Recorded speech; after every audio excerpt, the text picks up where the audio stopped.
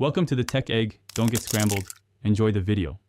In this video, I will show how to change your Ford Fiesta wing mirror bulb. First, ensure your vehicle's ignition is completely off to prevent any electrical issues. Gather your tools, which typically include a small flathead screwdriver and the correct replacement bulb. Having a soft cloth handy can also help protect the mirror glass during the process. This preparation ensures a smooth and safe replacement. Now let's detach the mirror glass. Gently tilt the mirror to create a small gap at the top or bottom edge. Carefully insert your flathead screwdriver into this gap.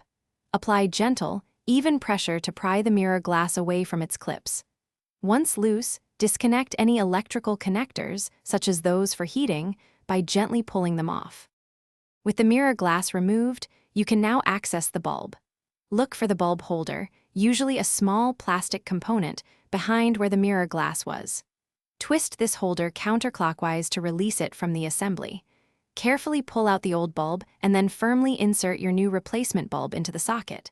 Finally, twist the holder clockwise to secure the new bulb in place.